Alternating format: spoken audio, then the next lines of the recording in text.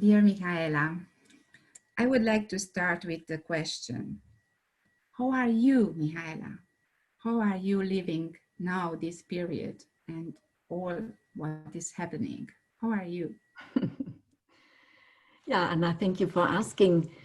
First, it was for me a big surprise that due to this crisis, I got so much free time donated because my agenda was fully booked. March, April, only 6 or 7 days were left to be in home. And all the other days and weekends, I was supposed to be outdoor with lectures, seminars, and so on. So for me, it was a very, very special time, just a gift of heaven, I must say, or a gift of destiny, to be at home and to communicate and to write, for example, this Corona pandemic book contribution, what I did, and to have time and to take my time for many things I would not have been able to do. So when you ask, how are you? I'm fine, but I worry a lot with all those who are not fine, because as a doctor, you get mostly the problems to know. And I see so many problems in the homes with the children particularly, but also with parents who get more and more aggressive and do not know what to do. And with all these sorrows financially, and also how we will keep going after this crisis, because we see that health as a high good, civilization good, is now becoming a political instrument. And that is for me, in regard the future, really something I need to consider carefully. So this is my main concern, how the health issues are now instrumentalized politically, economically. You know, already in the 90s, a book was published with the title, The Sixth Kondratiev. Kondratiev was a Russian economic researcher who found out that all about 60 years, a new economic hype is coming to make the big money. And of course, now we are in the artificial intelligence time and make the big money with digitalization. But the Leonid Fyodov, this other guy who wrote about this Russian Kondratiev, who developed this model, he raises the question, what will come after this next digital hype? With what humanity will make the very, very big money after that? And he wrote already in the 90s, the next big wave will be the health sector. And therefore, for me, being aware of this since the 90s, how the whole hospitals and also the schools, it's all prepared to go private, to become a business. And yeah, when it's prepared and it is a business, then you can make big business with it. And now we have this worldwide pandemic, and I see how this is now used, you know, and I don't know the word in English. In German, it's a word which makes people now allergic. That is Verschwörungstheorie, suspicious theory or whatever, yeah? Yeah, I'm not at all kept by such thoughts, but I am not naive. Yeah, and I see this instrumentalization, and that gives me, on the one hand, a lot of questions, and on the other hand, a big, big hope that the responsible people of our, in our society, our authorities in the political world, will be careful with this new power and will serve their citizens in the best way. And because I say this, I thought maybe to one point of our conversation to bring this in, but because you start now with this, how are you? And this is something which concerns me very much. I would like to read you some sentences. This is unfortunately in German, but I can give a rough translation No, afterwards. you can read it Just in. leave it and you will put it in Hungarian. Yes. Okay, Yes, that's you fine. can. I show this booklet. That is Josef Weizenbaum, and he was one of the first and most famous artificial intelligence and robot developer in the United States, but also then one of the first warners in regard side effects. And in the so-called Orwell year, 1984, he was interviewed in Germany, and this interview was published. And so he was asked in 1984 if the computer will bring the Überwachungsgesellschaft, the surveillance society, and what he thinks about that.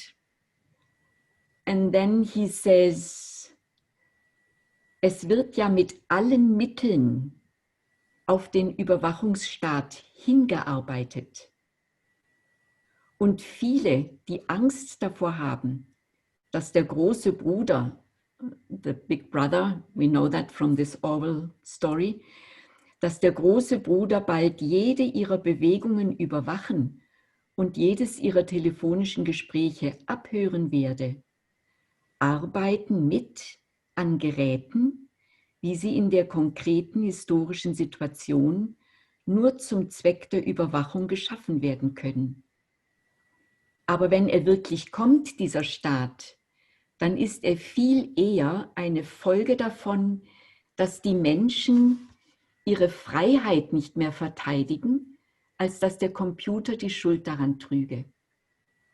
Zum Beispiel gab es in Russland zur Zeit der Romanows schon eine Geheimpolizei. Und das beweist, dass der Überwachungsstaat auch ohne Computer verwirklicht werden kann. Auch Stalin und Hitler kamen ohne Computer aus. Wenn also ein totalitärer Staat entsteht, so dankt er es nicht in erster Linie einem Gerät, also dem Computer, sondern dem Umstand, dass sich die Menschen zu wenig für ihre Werte einsetzen. Yeah? So he is not fearing this instrument to make power with digitalization, governmental and economic power, if the humans remain upright and have a certain morality and sense for their values, and if they fight for their freedom. And that is the concern I have, because the way we bring up our kids today more and more with the computers is exactly the best instrument to avoid self-thinking, self-realization of values, self-finding, self-activity, because it adapts the students to the screens and to develop a responding attitude, but not an initiative and self-active attitude. So for me, the Corona crisis and also the time which this crisis gave me to reflect was a huge chance to think about the whole humanity situation today in a new way, based on a huge hope that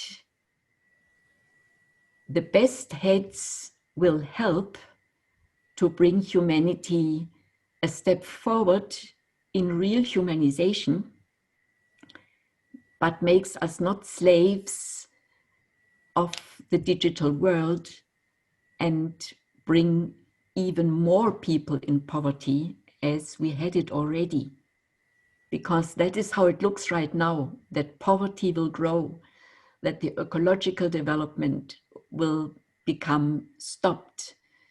People will not invest in ecology, they will invest to survive. And this sort of thing is really worrying me and keeping me going and reflecting. Thank you. You have touched so many issues that we would like to develop in this conversation, because the title I suggested was this, the coronation of the online world. Whether are we talking about this? And I was so positive, as many other people around the world were, about the possibility that we have now to wake up, to really wake up and recognize our individual responsibility and power. But this morning, I had a very small 1 minute shock from my teenage daughter, who just said very calmly, you know, life will never be the same anymore. That's true. And the way she said it, the calm and the sadness and the deep sadness that she had in her eyes gave me really a shiver, and she made me think, what are we not doing well? What are we not catching as opportunity while we are trying to grasp the possibilities relying in this crisis? And in the same time, we see our children and youngsters and young parents and most of the society like really taken by this idea of the technology and the online world as a panacea and as the solution for everything and the vehicle for everything. It is so difficult to counterbalance all that is coming now towards the very well and good intended people. So how can we support? How can we empower them? You know, one thing I think is very important, we are using right now technology and are happy that we can overbridge the distances because we cannot travel, we could not meet locally. So it is so obvious that this modern technology is bringing a big potential and progress in our world community. Yeah, no doubt.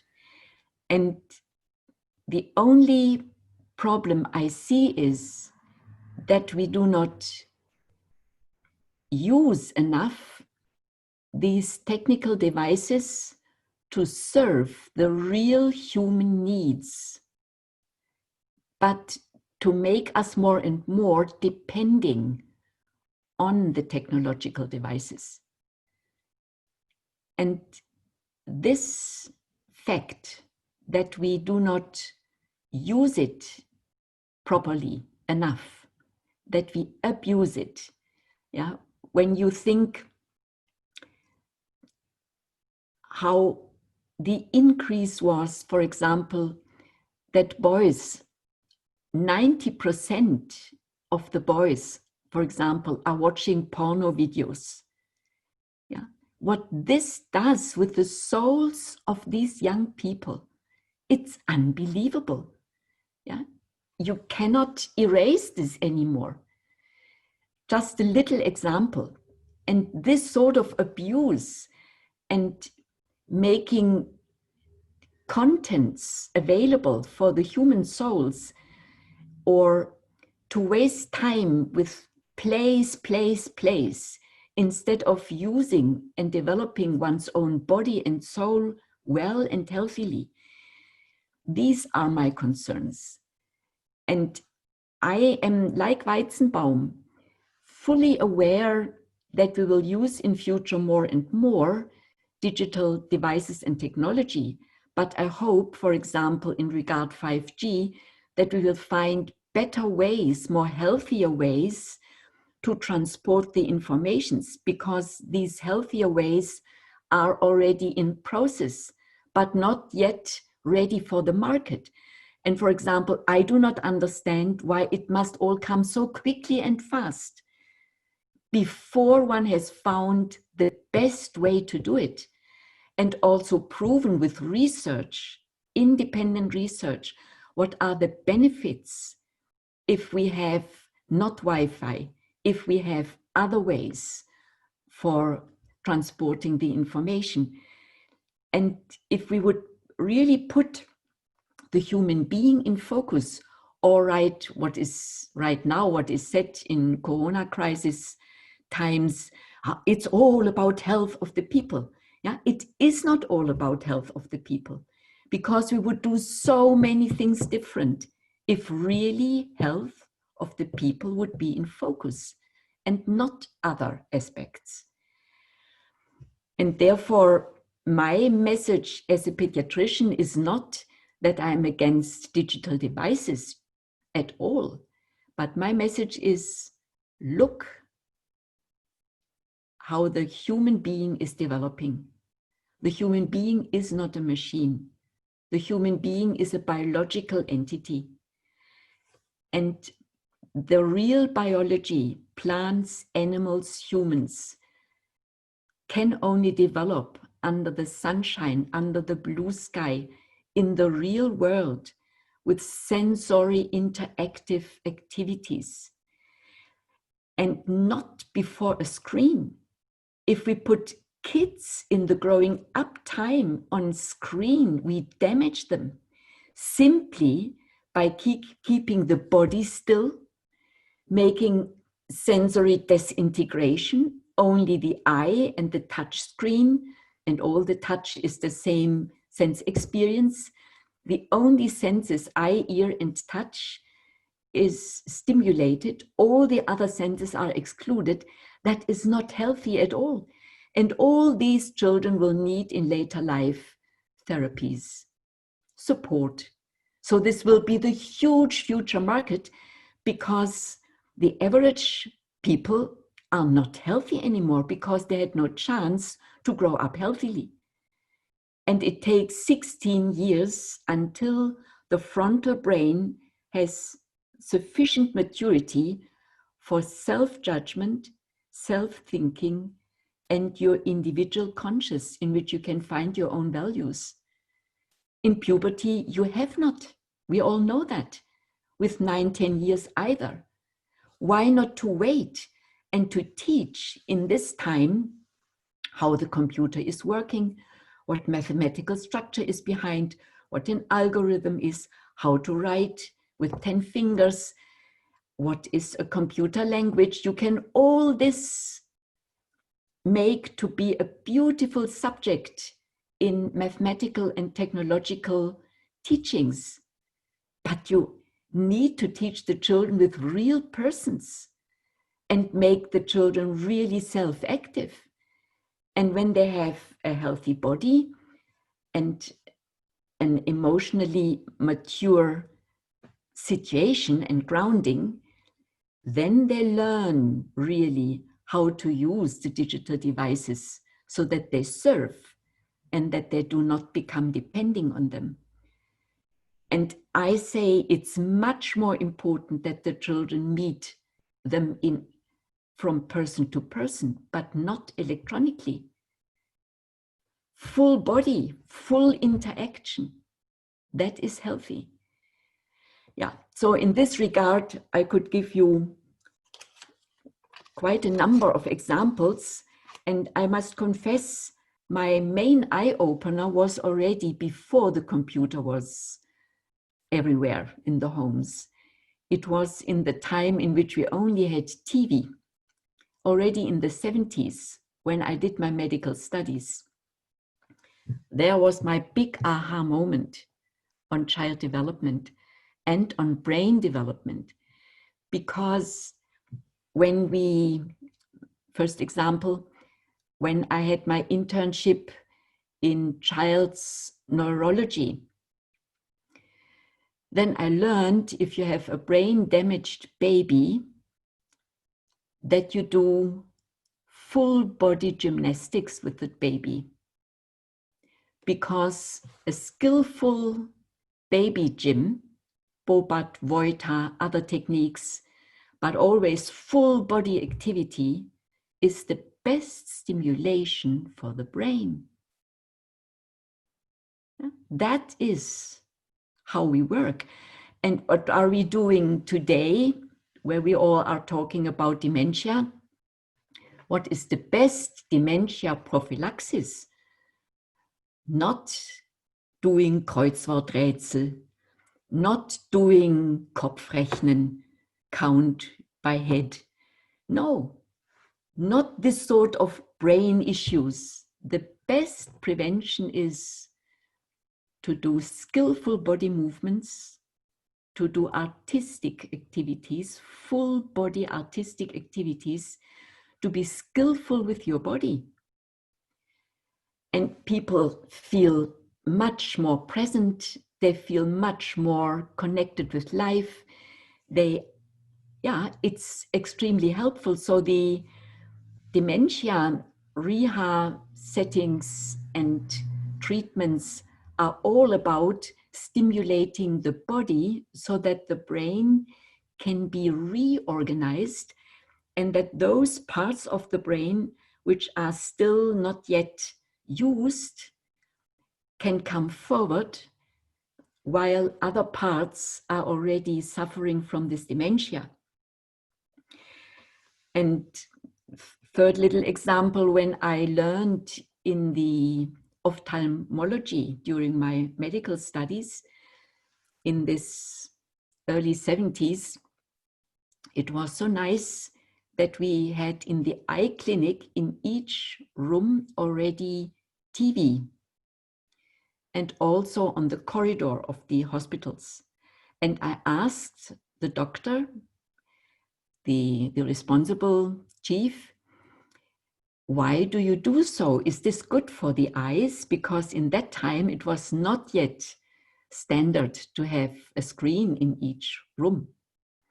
And then he said, yes, for us in the eye hospitals, it is a must, because it is the only way to keep the eye muscles completely still after an operation, by watch the people, the screen, in the distance of 5 meters, because then the picture is moving and the eye muscles are completely stiff.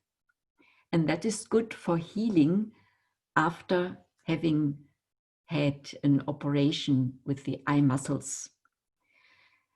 And there I learned that watching a screen gives you a wrong stimulation for your brain, because the normal looking act is that you are active with your eye muscles and that the object is still or is in peace, is calm, is not moving. And in front of the screen, you do this inverse. So you get a passive imprint, you do nothing, the picture is just facing you. And this passive receiving activity is then making the stimulation of your brain. So the TV or the screen stimulation of the brain is making you depending and passive on the input and is not making you self-active by taking in out of your own activity what you observe and be in a vivid, interactive connection with the object of your interest. So if you just reflect this way, then you can see it is a huge difference if an adult is using screens. Also me, I have to use it most of my time. But I had the chance to grow up in a healthy way, and then it is not harming me.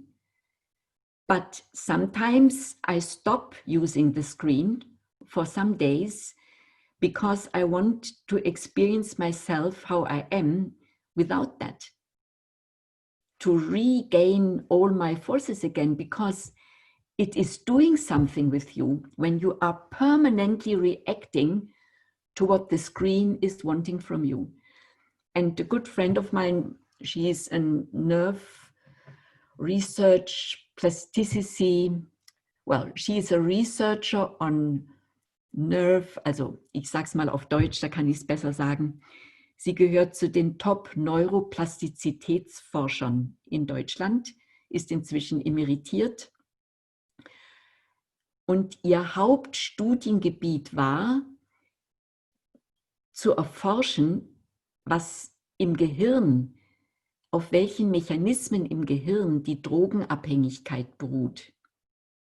Und da war sie ganz an vorderster Front, hat auch viel publiziert in unserem Medienratgeber, den es auf Ungarisch gibt. Da ist sie auch zitiert mit ihren Schriften, mit ihrem Buch. Und sie hat eben festgestellt, dass der Computer mit seiner Software und seinem Like- und Responding-System, das, wo man ja ständig belohnt wird, ständig Erfolg hat, immer alles klappt, was man macht, dass der Computer das Belohnungssystem im Gehirn stimuliert. Und zwar genau dasselbe Belohnungssystem, was stimuliert wird in der Drogenabhängigkeit. Und deswegen kann man verstehen, warum die Jugendlichen so schnell computersüchtig werden, weil es derselbe Mechanismus ist im Gehirn, der dadurch stimuliert wird. Und das finde ich, wenn man das weiß, kann ich nicht begreifen, dass man in der Schule empfiehlt, die Kinder auch vor den Bildschirm zu setzen. Denn die Wirklichkeit, the reality, is that most of the kids have too much screen time at home because the parents are not able to hinder that. They are not strict enough in setting borders. Only a small elite of academic children has this chance that they have music instruments, that they have good conversations, that they have books a lot, and that the screen plays a beside role. This is a small elite. And you know, even Bill Gates gave his daughter only with 14 the first mobile phone. And Steve Jobs had his children in the Waldorf School in Silicon Valley. So the elite is looking after their own kids and is measuring with other measures. But the average kid has a lot and far too much screen time at home. And therefore I fight, as you know, that we keep schools screen-free, but learning a lot how screens are working, but giving the students the chance with highly motivated teachers to develop physically, emotionally, and mentally in a healthy way. Before, in the last school years, they learn then to use the technological devices in service of their diploma work and their bachelor, their examinations, and so on. But what you learn before, we all know that you will forget. So it makes no sense to make teachers to be companions of learning software and put the students in little boxes and make them teach themselves with a machine. Humans are not machines. Humans are biological entities with body, soul, and spirit. So there is a lot to consider, but the mainstream is still totally kept from this media hype. And for me, the only explication that there is so little resistance, that we have already the third and fourth screen generation. And they have not anymore the possibility for self-thinking. They think what all are doing must be okay. And what parents, for example, tell me often, that is, but if I take the mobile phone off from my 10-year-old, it drops out of its peer group. Yeah? It is not part of the network anymore, of the social media. But then I ask the mother back, do you want that your child is a sheep among others, just running with the other sheeps? Or do you want your child to be able to stand and to say, I don't use that, I want to talk with you? So how to develop a self-standing personality if you always copy what the others are doing and only adapt?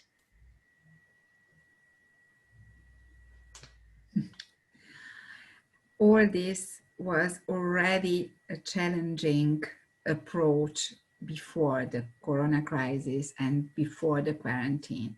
Now, if you dare to say, as you dare to say, that children should not be put in front of the computers and should not be put in boxes and let to learn with softwares and so on, you are against development, and you are the worst enemy of humanity, because people see that the technology has saved our lives. And if you try to question whether all this pandemic was not somehow instrumentalized and somehow used in order to make all this such an important choice, then you immediately drop into the basket of the Conteo and the conspirational theories. So Yes. if you dare to draw the attention upon the connections between what is happening and the decision making and economical health policy and all the rest that is now influencing so much the life of each human being, then you are immediately, you have this stamp that you are talking about conspirational theories. So you are not allowed to see connections, whereas we know that the connections are there. And it was really already difficult to speak about the side effects and the negative effects of the digital media, especially in childhood, but not only, but especially in childhood. It was already difficult. And now we are speaking in an online conversation about how we can explain that this should be considered very carefully. What a challenge. Yeah. Well, the good thing from Corona crisis in regard the digital media and devices is that really everyone could see what are the benefits in times in which you are locked out and cannot communicate, cannot travel. So we were in situations even worse than during the war. And that is, of course, a shock, which is very deep in the people. And one was blessing the communication possibility. And that is really very good.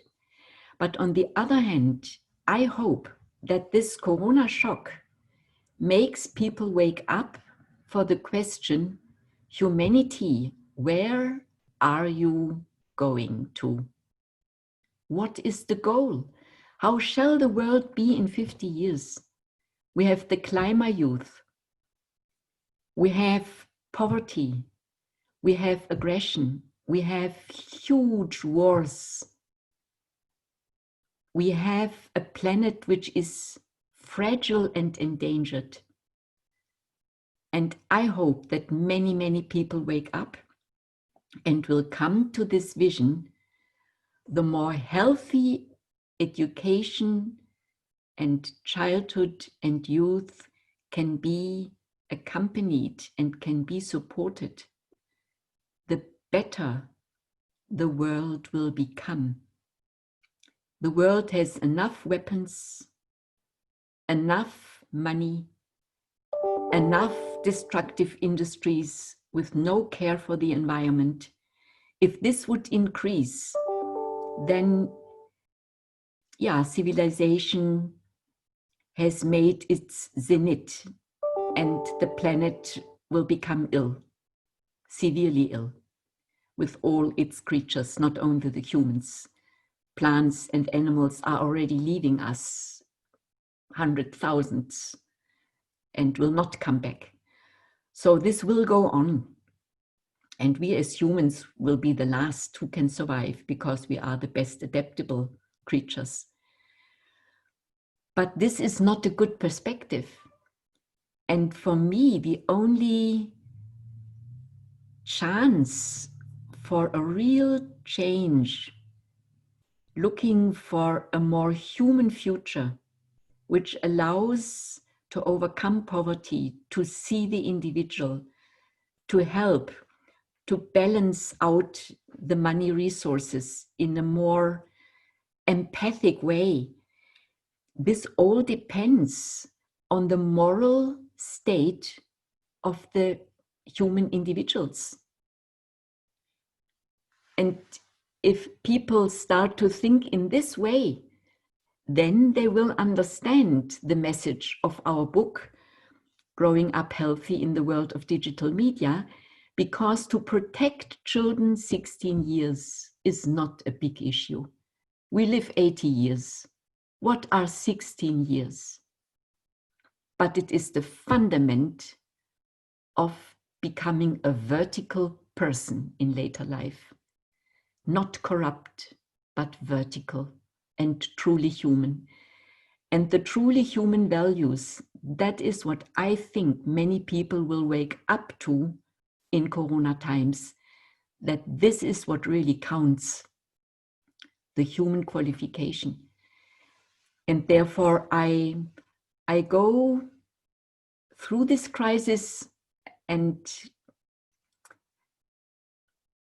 I hope I will come through and we all can finish this crisis with the hope that humanity is ready for a change and that we will become a new mainstream attitude than the one we have now.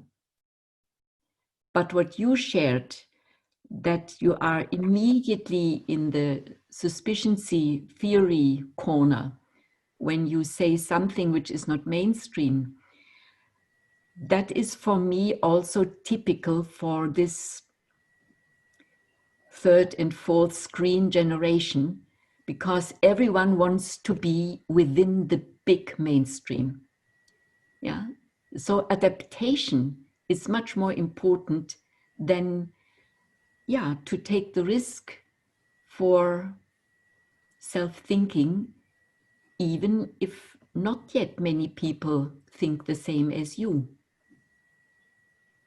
So for me, this is, I can discriminate between pathological conspiration theories and the courage to think connections others are not considering. Yes, I think that you have the background for this, and this is why we are asking your advices, and this is why we need so much to hear your voice and read your thoughts. This is why we translate the new book, because I think that one of the most effective way of getting people confused is to overwhelm them with information, and it is so difficult. Text and with numbers, Exactly. with authorities. And it is so difficult for people, good willing people, really good intentioned people are so lost now, and and it is difficult for them to select what is with what is trustworthy, what is not. And in the same time, we have already Facebook and other channels that are even YouTube and so on, that are censoring and cutting off information and making unavailable information that doesn't meet the mainstream approach. And if you react to this, then again you fell in the conspiration group.